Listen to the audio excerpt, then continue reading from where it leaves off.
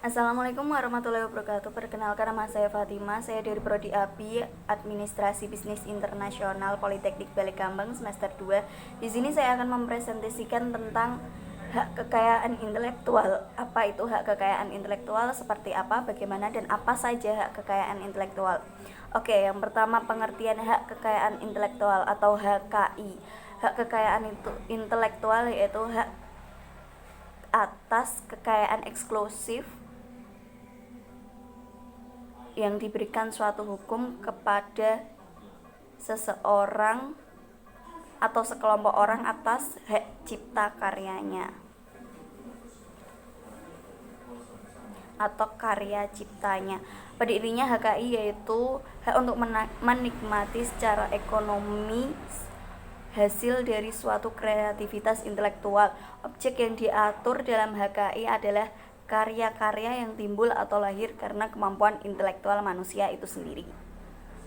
Setiap hak yang digolongkan ke dalam HKI harus mendapat kekuatan hukum atas karya atau ciptaannya. Untuk itu, diperlukan tujuan penerapan HKI. Tujuan penerapan HKI sendiri yaitu: yang pertama, antisipasi kemungkinan melanggar HKI milik orang lain. Yang kedua, meningkatkan daya kompetisi dan pangsa atau tingkat pasar dalam komersialisasi kekayaan intelektual. Yang ketiga, dapat dijadikan sebagai bahan pertimbangan dalam penentuan strategi kepenelitian atau penelitian usaha dan industri di Indonesia.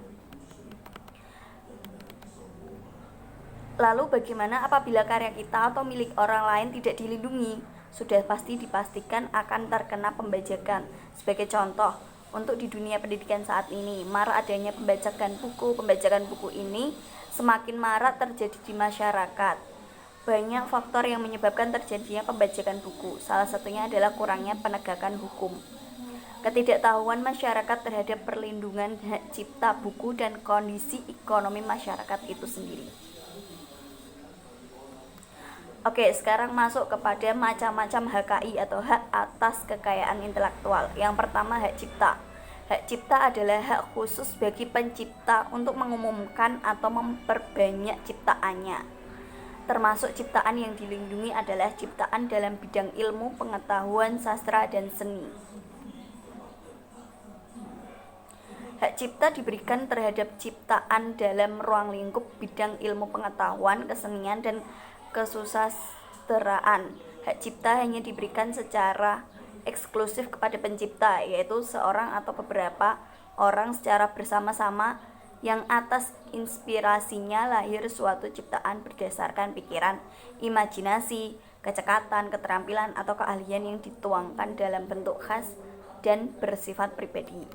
Yang kedua yaitu hak kekayaan industri yang meliputi paten, merek, dan desain industri, desain tata letak sirkuit terpadu, rahasia dagang, dan indikasi geografis. Yang pertama yaitu paten. Hak paten atau paten itu berdasarkan Undang-Undang Nomor 14 Tahun 2001, Pasal 1 Ayat 1. Paten adalah hak eksklusif yang diberikan oleh negara kepada inventor atas hasil invensinya di bidang teknologi yang untuk selama waktu tertentu melaksanakan sendiri invensinya tersebut atau memberikan persetujuannya kepada pihak lain untuk melaksanakannya. Paten hanya diberikan negara kepada penemu yang telah menemukan suatu penemuan baru di bidang teknologi. Yang dimaksud dengan penemuan adalah kegiatan pemecahan masalah tertentu di bidang teknologi yang berupa proses, hasil produksi, penyempurnaan, dan pengembangan proses, penyempurnaan dan pengembangan hasil produksi itu sendiri. Yang kedua yaitu merek. Berdasarkan UU atau Undang-Undang Nomor 15 Tahun 2001 Pasal 1 Ayat 1, merek adalah tanda yang berupa gambar, nama, kata, huruf-huruf, angka-angka, susunan warna, atau kombinasi dari unsur-unsur tersebut yang memiliki daya pembeda dan digunakan dalam kegiatan perdagangan barang atau jasa. Jadi, merek merupakan tanda yang digunakan untuk membedakan produk, barang, atau jasa tertentu dengan yang lainnya dalam rangka memperlancar perdagangan, menjaga kualitas, dan melindungi produsen serta konsumen itu sendiri. Banyak ya istilah-istilah merek yang digunakan dalam perdagangan.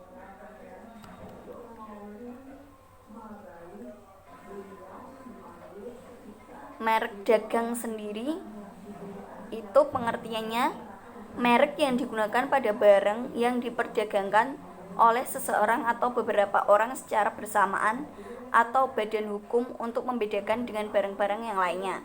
Sedangkan merek jasa yaitu merek yang digunakan pada jasa yang diperdagangkan oleh seseorang atau beberapa orang secara bersamaan atau badan hukum yang membedakan dengan jasa jenis lainnya. Sedangkan merek kolektif adalah merek yang digunakan untuk barang atau jasa dengan karakteristik yang sama yang diperdagangkan oleh beberapa orang atau badan hukum secara bersama-sama untuk membedakan barang dengan jasa yang lainnya.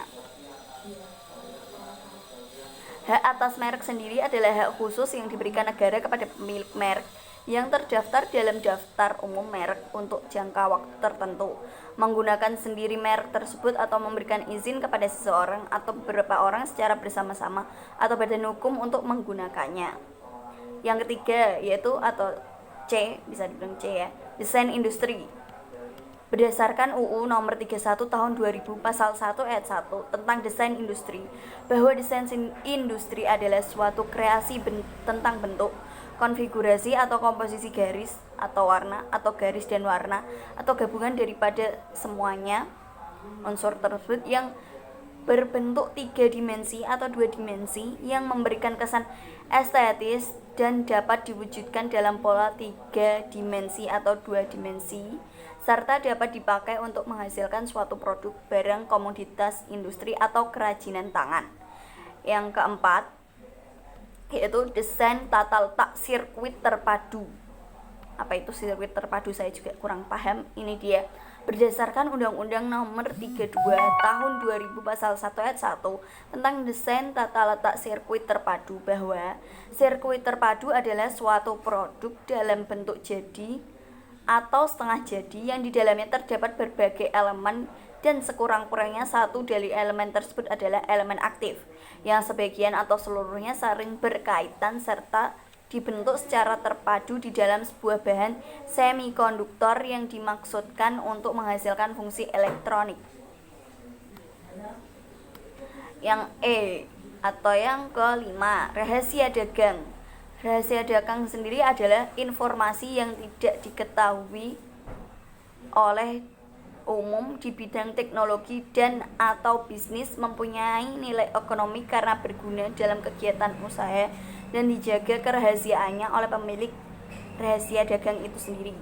Itu menurut Undang-Undang Nomor 30 Tahun 2000 tentang rahasia dagang.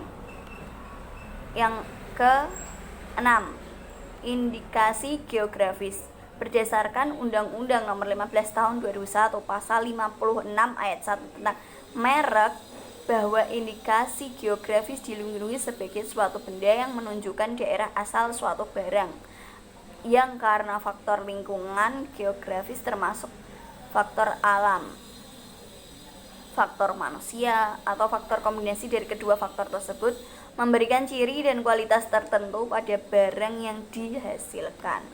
Itu tadi yaitu macam-macam hak kekayaan intelektual atau HKI.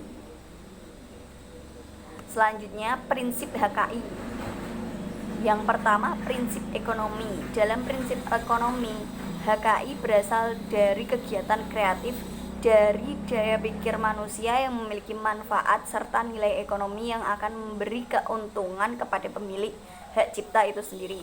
Yang kedua, prinsip keadilan. Prinsip keadilan sendiri merupakan suatu perlindungan hukum bagi pemilik suatu hasil dari kemampuan intelektual sehingga memiliki kekuasaan dalam penggunaan hak atas kekayaan intelektual terhadap suatu karya. Jadi buat para pemilik hak kekayaan intelektual tidak perlu khawatir karena dalam HKI sendiri terdapat prinsip keadilan. Prinsip kebudayaan.